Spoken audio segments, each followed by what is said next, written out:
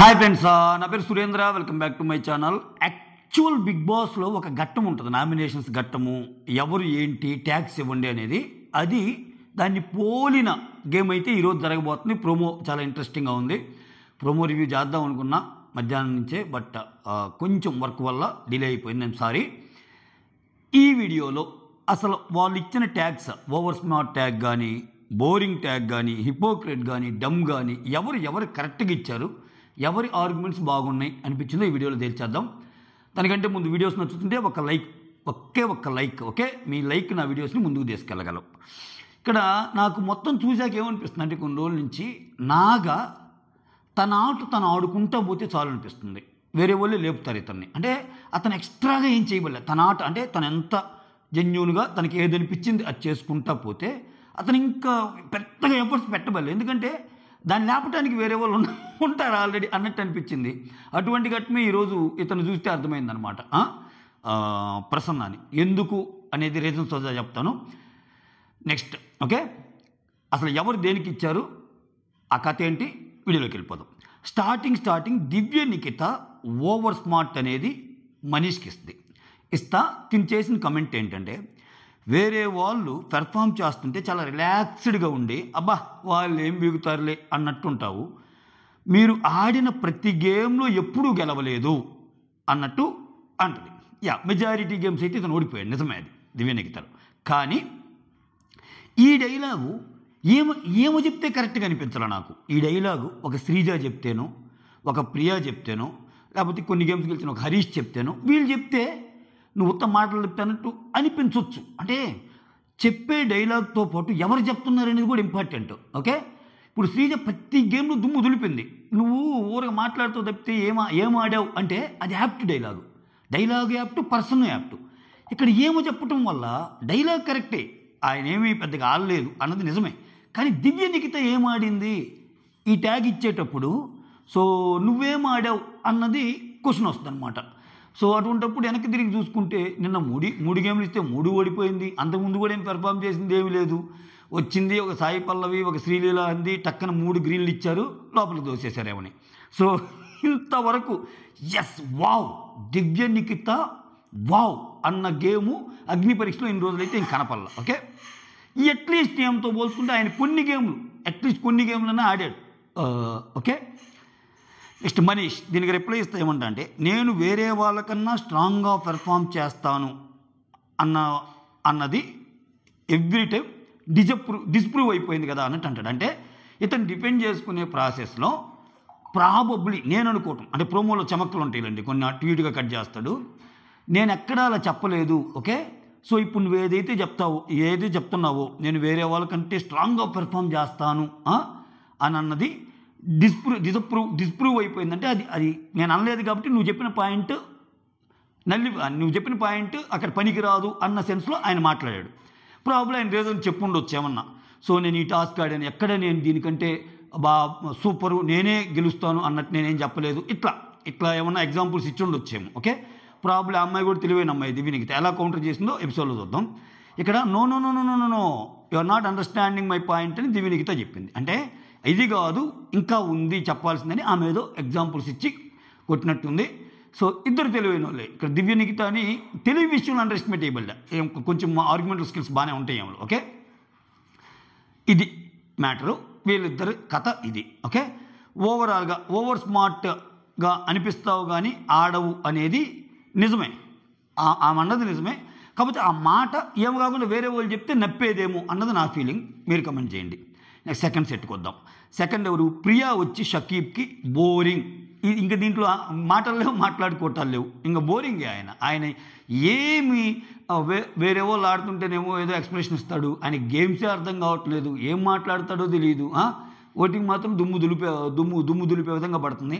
పెద్దగా ఆకట్టుకోలేకపోయిన మాట వాస్తవం. ఏం చేసినా కొంచెం బోరింగ్గానే ఉంటాయి. దీంట్లో పెద్దగా అంటే ఇంకా డిబేట్ చేయాల్సిన పని ఏమి లేదన్నట్టు అనిపించింది నాకు. ప్రియా కరెక్టే అనిపించింది. ఇక్కడ హరీష్ వచ్చి హిపోక్రేట్ అని శ్వేతకి ఇస్తాడు. రీజన్ ఏం చెప్తా అంటే, టీషర్ట్ తీసి తుడుస్తాను కదా, అప్పుడు ఆమె చెప్పింది ఏంటంటే తినే ప్లేట్ను కూడా ఆ టీషర్ట్తో తీసి పెడతావా అన్న డిస్కషన్ వచ్చినప్పుడు ఏం మాట్లాడుతున్నావు, ఇక్కడ ఫ్లోర్ తుడవటం వేరు, ప్లేట్ తుడవటం వేరు, అంతే కదా. ఇవి రెండు 2 డిఫరెంట్ థింగ్స్ కదా. హరీష్ మాటలో నాకు ఎక్కడ తప్పు కనపల్లా. అంటే ఫ్లోర్కు అప్పుడు ఆయన తుడిచాడు, దానికి మడ్డి అయింది టీషర్ట్కి, ఆయనే వేసుకున్నాడు. వేరే వాళ్ళకి ఎవ్వరికి హామ్ కాదుగా. అది ఎప్పుడు తప్పు అయింది? ఆయన చొక్కా కింద వేసి ఏదన్నా అందరి ప్లేట్లో భోజనం పెట్టాలని ఏదైనా ఒక టాస్క్ వచ్చినప్పుడు ఆయన చొక్కా తీసేసి టక ప్లేట్లో దుడిచేసి ఆడ పెట్టాడు అనుకో, ఇంకా అట్టర్ రాంగ్ అది హరీష్ది. అంతమంది తినే దాంట్లో అందుట్లో స్వెట్ అయిన షర్టును ఒకటి తీసి వీరోచితంగా బోరాడి మాకు ఈ అన్నం పెడతావు ఈ ప్లేట్లో అంటే అది తప్పైంది. అక్కడ ఫ్లోర్ క్లీనింగ్ టాస్క్, అక్కడ ఏదైనా ఆయన స్వెట్ బట్టి తుడిచినా, ఆ తుడిచిన దాంట్లో భాగంగా ఆ టీషర్ట్కి ఏదైనా మడ్డి అయినా అదంతా ఆయన పేరు చేస్తాడు. మిగిలిన వాళ్ళకి వచ్చింది ఏమి లేదు, కానీ మిగిలిన వాళ్ళు ఎఫెక్ట్ అయింది ఏమి లేదు కదా. ఆయన ముందుకు వెళ్ళటానికి ఆయన గేమ్లో ఆయన పన్నిన ఒక స్ట్రాటజీ అనుకోండి, లేకపోతే వెరైటీగా ఉంటుంది అనుకోండి. అందరూ మామూలుగా దుడుస్తారు, నేను టీషర్ట్తో దుడిస్తే కొంచెం సంథింగ్ డిఫరెంట్ అయి ఉండొచ్చు అనుకోండి. ఏదో ఆయన చేశాడు. దీనికి ఏమో శ్వేతకి కంపారిజన్ చేయటం అయితే కరెక్ట్గా లేదు. ఓకే, ఇట్లా అనిపించింది. తర్వాత ప్రసన్న వచ్చి డంబ్ నాగాకి ఇస్తాడు. ఇది అసలు అట్టర్ రాంగ్ అనిపించింది. నేను చెప్పేది ఏంది, నేనేమనుకున్నా అంటే నాకు అది ఇచ్చేటప్పుడు ఐ ఫెల్ ఫిజికల్గా మెంటల్గా స్ట్రాంగ్ అని నాకు ఇచ్చాడేమో అనుకున్నాను. బట్ సో ఫిజికల్గా వీకు, మెంటల్గా స్ట్రాంగ్ అన్నట్టు అంటే ఆయన ఇచ్చేటప్పుడే చెప్తాడు. నాగా జెన్యూన్గా చెప్పాడు. ఏమని చెప్పాడు, నేను మీకు ఇచ్చేటప్పుడే ఫిజికల్గా కాదు మెంటల్గా ప్రూవ్ చేసుకో అని చెప్పి నీకు ఇచ్చాను, ఇంక తప్పేముంది. సో ఇక్కడ నువ్వు నన్ను తప్పు అర్థం చేసుకున్నావు కాబట్టి నువ్వు డంబ్ అన్నట్టు. ఎవరు డంబు అంటాడు, నువ్వు డంబ్ అనకుండా చూడండి, అక్కడ నువ్వు డంబ్ అంటాం వేరు, నువ్వు తప్పు అర్థం చేసుకున్నావు, ఇప్పుడు డంబ్ ఎవరు అంటాడు. కథం ఆయనే ప్రసన్న డంబు. నిజంగా ఆయన గేమ్ ఆడటం రావటంలా నేను ఫస్ట్ నేను చెప్తుంది ఇదే. ఆయన కేవలం ఈ ఫ్యాక్టర్ ఒక్కటి పనిచేసి ముందుకు వెళ్ళలేరు బిగ్ బాస్ గేమ్లో. ఏమన్నా వావ్ మూమెంట్స్ ఉన్నాయా ప్రసన్న కానీ శ్వేత కానీ వీళ్ళందరి వల్ల? ఏమిరా బాలరాజు మీ వల్ల అగ్ని పరీక్షకు ఉపయోగం అన్న సంధానం కనిపిస్తున్నారు, కానీ ఏమిరా బాలరాజు ఏం ఆడారా మీరు అన్నట్టు కనిపించటంలా. ఓకే, ఇక్కడ నేను స్ట్రాంగ్ అని ఇచ్చాడేమో అన్నట్టు అనుకున్నా. అంటే ఇక్కడ చూడండి ఇతను బాధ పాపము. ఆయనకి ఇచ్చింది 3 ఛాన్సులు, ఇవ్వని వాళ్ళు ఎలాగో విలనవుతారు. ఇతనికి ఇచ్చిన వాళ్ళకు కూడా నచ్చుతున్నా. ఇంకా ఆయన ఏం చేయాలి, ఎవరికి ఇవ్వాలి? ఇంకా ఆయన 3 ఆయనకి ఇచ్చుకోలేడుగా లీడర్ బోర్డులు, అట్లా ఉంటుంది. అదే నేను చెబుతుంది. ఇంకా ఇటువంటి నేను ఆ రోజు ఒక ఎపిసోడ్ రివ్యూ చేశాను, మీరు ఎంతమంది చూసారో లేదో నాకు తెలియదు, కానీ నిజంగా నాగాకి ఆ టాస్క్ ఇచ్చినప్పుడు నాగాని నిలబెట్టి ఇప్పుడు ప్రసన్న అడిగినట్టే మిగిలిన వాళ్ళు నాకెందుకు ఇవ్వలేదు అన్న పాయింట్తో ఒక ఎపిసోడ్ని కంటిన్యూ చేస్తే ఎక్స్ట్రాడినరీ ఎపిసోడ్ అయ్యేది. సో దాని నుంచి కొత్త పాయింట్స్ వచ్చాయి, ఇతనికి పాజిటివ్ ఎపిసోడ్ అయ్యేది. బట్ అన్ఫార్చునేట్లీ అది జరగలేదు, పక్కన పెట్టేద్దాం. ఓకే, ఇక్కడ ఏమంటాడు, అట్లా ఎందుకు అనుకుంటున్నావు నువ్వు, అది ఇచ్చేటప్పుడు నీకు దయాగుణంతో ఇచ్చాడు అనుకోవచ్చు కదా అన్నట్టు బిందు అంటది. ఆ తర్వాత శ్రీముఖి ఏమంటుందంటే, సింపతి కార్డు యూజ్ చేశాడా అంటే ఎవరికి ఇవ్వకుండా తినికి ఇస్తే తనకి సింపతి వస్తుంది అనుకున్నాడు, ఆ యాంగిల్లో కూడా ఇచ్చి ఉండొచ్చు అన్నట్టు ఆమనింది. అభిజిత్ స్ట్రైట్ అవే అంటాడు, నాకైతే తప్పు కనిపించలేదు నీకు ఇవ్వటంలో అన్నట్టు అంటాడు. ఇప్పుడు మోర్ ఓవర్ ఆయనకి ఇంతవరకు ఛాన్స్ రాలా, ఆయనకి ఇంతవరకు ఎవరు ఇవ్వాలా, స్టార్టింగ్ నుంచి ఆయన కోసం పోటీ పడి. ఇప్పుడు సింపతి అంటే ఎట్లా ఉంటుందంటే, ఇప్పుడు గంగవ్వ హౌస్లోకి వచ్చినప్పుడు గంగవ్వను మచ్చికి చేసుకుంటే మనకి పాయింట్స్ వస్తాయని చెప్పి అందరూ జారుతుంటారు, అందరూ ఒకరికొకరు. సో అట్లా ఏం లేదు కదా. ఆయనకి అవకాశం వచ్చినప్పుడు నిన్ను కాకుండా డిఫరెంట్ టాస్క్లు వేరే వాళ్ళు పిలిచిన ఎగ్జాంపుల్స్ కూడా ఉన్నాయి కదా. నాగా ఒక టాస్క్ నీకు ఇచ్చాడు, అది తీసుకొని హ్యాపీగా అనుకోవాలి. కానీ నాగా నన్ను ప్రూవ్ చేసుకోవడానికి ఒక ఛాన్స్ ఇచ్చావు, కానీ నువ్వు నాకు ఇచ్చిన ఉద్దేశం బాగలేదని చెప్పి మళ్ళీ రిటర్న్లో ఇతను డమ్ అన్నాడు చూసావా, వేరే లెవెల్ అనిపించింది ప్రసన్న. నిజంగా డమ్ అనిపించాడు ప్రసన్న. సారీ, వేరే లెవెల్ అంటే నేను పాజిటివ్ సెన్స్ అనలేదు, చెప్తున్నా. ఓకే, సో ఇది ప్రోమో. సో దీనికి మించిన చమక్కలు ఏమైనా జరుగుతున్నాయా లేకపోతే ఏంటి? ఈరోజు ఎపిసోడ్ కొంచెం బాగానే ఉండేటట్టు అనిపించింది, చూద్దాం ఏమైద్దో ఏమో. ఇక్కడ ఇంకొకటి ఏంటంటే, ఇంకోటి చెప్పాలనుకుంటున్నాను నేను. అగ్ని పరీక్ష వేరు, రియల్గా జరిగే బిగ్ బాస్ పరీక్ష వేరు లోపలికి వెళ్ళాక. ఎందుకంటే ఇవన్నీ ఒక ఇండోర్ దీంట్లో చిన్న గేమ్స్ ఆడిస్తా, ఆ తెలివితేటలు ఇవన్నీ చూస్తా, వాళ్ళకు వచ్చిన ర్యాంక్స్ గేమ్స్లో వాటిని బట్టి ఫ్యాన్స్ అవుతున్నారు. ఓకేనా, వాళ్ళ వ్యక్తిత్వానికి ఫ్యాన్స్ అవ్వాలి ఇంతవరకు ఎవరు. ఎందుకంటే వాళ్ళు ఎట్లుంటారో తెలియదు. కెమెరాలు అన్నీ ఉన్నప్పుడు, అన్నీ వదిలినప్పుడు, వాళ్ళు మాట్లాడుకుంటున్నప్పుడుగా తెలిసేది. That is the criteria. అసలు చాలా ఇంపాక్ట్ తయారయ్యే క్రైటీరియా, చాలా ఇంపాక్ట్ ఉండే క్రైటీరియా అది. So Agni Pariksha almost mini Bigg Boss season అని ఎవరన్నా అంటే నేను ఒప్పుకోను. ఎందుకంటే జస్ట్ గేమ్స్ పెడుతున్నారు అంతే. జస్ట్ వెళ్ళటానికి ఇంతమందిని తీయలేరు కాబట్టి ఇంతమందిలో కొంతమందిని తీయటానికి వీళ్ళు ఎంచుకున్న ఒక షో. ఓకే, చిన్న చిన్న గేమ్స్ ఆడేయటం. కానీ నేను ఎందుకు చెప్తున్నా అంటే, ఇప్పుడు అక్కడ కూర్చున్న జడ్జెస్ ఉన్నారబ్బా, ఎవరో పక్కన పెట్టేసింది, అక్కడ కూర్చున్న జడ్జెస్ ఉన్నారు. బిందు మాధవి ఇటువంటి గేమ్స్ విపరీతంగా ఆడి విన్నర్ అయిందా? బిందు మాధవికి ఉన్న అసెట్ ఏంటి? నామినేషన్స్లో చాలా స్ట్రాంగ్గా డిఫెండ్ చేసుకోగలదు, అన్నెసరీ విషయాలకు దూరంగా ఉంటుంది, ఓవర్కి మింగిల్ అయిపోయేదంటే అది మాట్లాడదు, పని అయిపోయిందా ఆమె బిడ్డ మీదకి ఆమె వెళ్ళిపోయామా, ఇటువంటి ఏం చేయలే. గేమ్స్లో విపరీతంగా ఆడిందా? లేదు. అభిజిత్ గేమ్స్ విపరీతంగా ఆడాడా? ఇటువంటి గేమ్స్ కానీ ఎన్ని ఆడలేదుగా. ఎందుకు నచ్చాడు? ఆయన క్యారెక్టర్ నచ్చింది, ఆయన మాట్లాడే తీరు నచ్చింది. సో విడి సమయాల్లో ఎప్పుడు ఆయన మీద కెమెరా ఉన్నా ఒకరిని అన్నెసరీగా తిట్టడం కానీ అట్లా ఏం లేడు. సో నవదీప్ ఎంటర్టైన్మెంట్ నచ్చింది. ఇటువంటి గేమ్లన్నీ ఆడి విపరీతమైన నాలెడ్జ్ ఉందా? లేదుగా. అదే నేను చెప్తాను, అగ్ని పరీక్షకి అక్కడికి చాలా చాలా తేడా ఉంటుంది. ఓకేనా?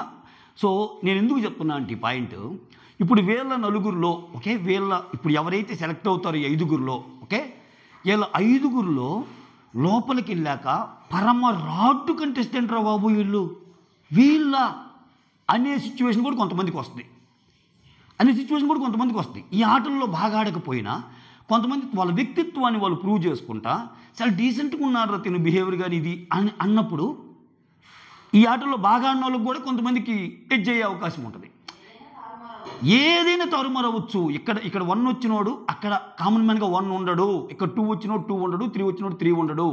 అక్కడ సెలబ్రిటీస్ని కొట్టడానికి అవసరమయ్యే తెలివితేటలు, వాళ్ళ బిహేవియరల్ ఆస్పెక్ట్స్ ఇవన్నీ మ్యాటరే. ఒక్కసారి వదిలేక ఇప్పుడు ఎవరైతే బాగా ఆడారో వాళ్ళందరూ కూర్చొని ఒక అన్నెసరీ డిస్కషను, జనాలకు బాగా ఇబ్బెట్టుగా ఉండే ఒక డిస్కషన్ పెట్టి ఎట్టంటే అట్టు తిక్కగా మాట్లాడి 4-5 క్లిప్పులు వచ్చినాయి అనుకో చాలదా, పాతాలని పడిపోద్ది. గాసిప్పులు లేకపోతే బ్యాగ్ బిచ్చింగ్లు ఇవన్నీ. సో అక్కడ కదా బయటపడేది. బిగ్ బాస్లో more than games, more than anything జనాలు ఎక్కువ కనెక్ట్ అయ్యే దేనికంటే దీనికి. అందుకే ప్రతి సీజన్లో విపరీతమైన గేమ్స్ ఆడిన వాళ్ళే విన్నర్స్ కారు కదా. ఒక్కో సీజన్లో ఒక్కోటి ప్రామాణికంగా. ఒక సీజన్ ఎంటర్టైన్మెంట్ సన్నీ అయ్యాడు, ఎంటర్టైన్మెంట్. ఒక సీజన్లో నామినేషన్స్ పవర్ఫుల్గా మాట్లాడగల బిందు అయింది. ఒక సీజన్లో ఆల్రౌండర్గా నిలిచిన అభిజిత్ అయ్యాడు. ఓకే, గేమ్స్ ఆడలా, ఆయనకి హెల్త్ ప్రాబ్లం ఉంది. సో అదనమాట మ్యాటర్. నువ్వు హౌస్ లోపలికి వెళ్ళాక అగ్ని పరీక్షలో నేను దుమ్ము దులిపాను, అడిగిన ప్రతి క్వశ్చన్కి చెప్పాను, లేకపోతే వాళ్ళు ఏది చెప్పినా చాలా ఫాస్ట్గా చెప్పాను, చాలా గెస్ట్ చేశాను అంటే ఓకే, అంత పవర్ఫుల్గా గెస్ట్ చేసి అంత ముందుగా చెప్తే ఆ లాస్ట్ సీజన్లో ఓకే తేజ కావాలి. ఆ సీజన్ కానీ ముందుకు వచ్చిన సీజన్ కానీ, ఎందుకంటే తేజ చాలా బాగా గెస్ట్ చేసేవాడు, టేస్టీ తేజ. కానీ అయ్యాడు విన్నరు, టేస్టీ తేజ కాలేదే. ఇటువంటి పెట్టిన టాస్కులు అన్నింటిలో మ్యాక్సిమం టేస్టీ తేజ ముందుండేవాడు. బట్ టేస్టీ తేజ విన్నర్ అయ్యాడా? కాల. ఎందుకని? గేమ్స్తో పాటు ఆయన గుసగుసలు, ఆయన అవారాలు, మనిషి ఉన్నప్పుడు ఆయన ఎట్ట మాట్లాడతాడు, మనిషి లేనప్పుడు ఎట్ట మాట్లాడతాడు, ఇవన్నీ కన్సిడర్ చేసినప్పుడు ఆయన గ్రాఫ్ తగ్గిపోయింది, ఒక్కసారిగా తగ్గిపోయింది. సో కన్వర్జేషన్స్ అనేవి చాలా ఇంపార్టెంట్. సో కన్వర్జేషన్స్ అనేవి చాలా కీ రోల్ ప్లే చేస్తుంది. మోర్ దెన్ ఎనీథింగ్ నీ బిహేవియరల్ ఆస్పెక్ట్స్ అనేది చాలా కనెక్ట్ అవ్వగలుగుతారు. ఇప్పుడు ఒక సీజన్లో బిందు సీజన్లో అనిల్ అనే అతను ఉంటాడు. అతను పెద్దగా ఆడింది కానీ ఏం లేదు, కానీ చాలా సైలెంట్గా ఉండే వాళ్ళకి కానీ చాలా మంచోడ్రా, ఇతను ఒక హార్మ్ఫుల్ కాదు, చాలా మంచోడు, చాలా గ్రౌండెడ్ అన్న దీంతో చాలా పొజిషన్స్ ముందుకెళ్ళాడు కదా. సో అట్లా ఉంటుంది Bigg Boss show. Bigg Boss show అనేది అదొక డిఫరెంట్ ఇది. నేను ఎందుకు చెప్తున్నానంటే ఈ వెళ్ళే వాళ్ళకు కూడా ఈ పాయింట్ ఉపయోగపడిద్ది. ఎవరన్నా వీడియోస్ చూస్తున్నారు అంటే కొంతమంది చూస్తున్నారండి, అగ్ని పరీక్ష కంటెస్టెంట్స్ చూస్తున్నారు, అది నాకు తెలుసు, అందుకని చెప్తున్నా. సో ఎవరైతే మీరు వెళ్తున్నారో ఈ గేమ్స్ అన్నిటితో పాటు సో ఇంకా చాలా విషయాలు ఉంటాయి. అంటే అవన్నీ మీరు కష్టం చేయవలేదు, మీరు పొలోమని చెప్పి బరువులు ఎత్తబడలేదు, పొలోమని చెప్పి ఈ గేమ్ వాటన్నిటిని మించి నీ వ్యక్తిత్వం మ్యాటర్ అక్కడ. దానికి పడిపోయే వాళ్ళు చాలామంది ఉంటారు. సో అందుకే ఇప్పుడు ఒక 5-6 మంది వెళ్ళినా 5-6 మందిలో ఎవరైనా డౌన్ కావచ్చు. అక్కడికి వెళ్ళాక వీళ్ళని చూసే మనం ఇట్లా అనుకుంది అన్నట్టు, అదండి మ్యాటరు. చూడబోతే మొన్న లీక్ వచ్చింది కదా, ఒక 5గురు వెళ్తున్నారని. ఆ లీక్ వచ్చినట్టు వీడియో కూడా చేశాను నేను. నాకెందుకు ఇవి ఏమన్నా తారుమారు అవుతాయా, ఇంకా ఏదన్నా తారుమారయ్యే అవకాశం ఉందా? సో చిన్న చిన్నగా ఎపిసోడ్లు చూస్తుంటే ఈ నాగా అనే అతను కూడా ముందుకు వెళ్తాడా? పాపం ఆయనకైతే ఓటింగ్ లేదు, అదైతే పక్కా ఓటింగ్ పరంగా లేదు ఆయనకి. సో ఓటింగ్ ఉన్న వాళ్ళు ఏం మిగుతున్నారంటే ఓటింగ్ ఉన్న వాళ్ళు పాపము రాణించలేకపోతున్నారు, ఇంపాక్ట్ క్రియేట్ చేయటంలా. నిజంగా డిమాండ్ పవన్ కానీ ఆమెకు పవన్ కళ్యాణ్ కూడా ఇప్పుడు పవన్ కళ్యాణ్ కూడా వావ్ అనిపించిన టాస్కులు పెద్దగా ఏం లేవు. కాకపోతే ఆయన వచ్చిన విధానానికి, లేకపోతే ఆయన ఏదైనా సరే చేసి ఇది గెలవాలనుకుంటున్నాడు అనే దానికి అట్లా మనం కనెక్ట్ అవుతాం. కొన్ని గేమ్స్ బాగా ఆడాడు, కానీ వావ్ ఫ్యాక్టర్స్ ఎక్కువ ఉన్నాయంటే ఆయనకు కూడా ఏం లేవు. కానీ నెంబర్ 1 ఓటింగ్ పడుతుందన్నమాట. షకీబ్కి అయితే అసలు ఏమీ లేకుండా ఫస్ట్ దుమ్ము దులిపారు. ఇట్లా క్యాజువల్గా ఇవన్నీ బయట తెలిసే ఓటింగ్కి భిన్నంగా ఏమన్నా అగ్ని పరీక్షలో రియల్ ఓటింగ్ అనేది పడుతుందా? సైలెంట్ తుఫాన్ లాగా ఏమన్నా కొంతమంది రాగలరా? వస్తే వాళ్ళు ఇతను కూడా ఉంటాడా అనేది కూడా మ్యాటరే, చెప్పలేము. ఏది ఎప్పుడు ఎవరు ఎలా వెళ్తారో చెప్పలేము. అల్టిమేట్గా వాళ్ళకు ఒక క్రైటీరియా ఉంటుంది.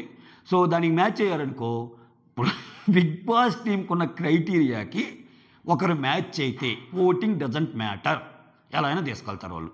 అంటే వాళ్ళకి అనిపించాలి, వాళ్ళు అక్కడ పెట్టిన జడ్జెస్ కానీ, వాళ్ళు అక్కడ పెట్టిన అబ్జర్వర్స్ కానీ, వాళ్ళు అక్కడ పెట్టిన ఇది కానీ, ఎస్ ఇతనిలో ఏదో మ్యాజిక్ ఉంది, he can do the magic, ఇతని వల్ల మనకు కొంచెం టీఆర్పీ పెరిగిద్ది, ఇతని వల్ల కొంచెం షో ముందుకు వెళ్ళడానికి ఉపయోగపడిద్ది అంటే ఖచ్చితంగా వాళ్ళు తీసుకుంటారు. సో అది ఇదే సంగతి. That's all. Thank you so much for watching my video. Signing off, మీ సురేంద్ర. ఒక లైక్, ఒకే ఒక లైక్. ఎస్.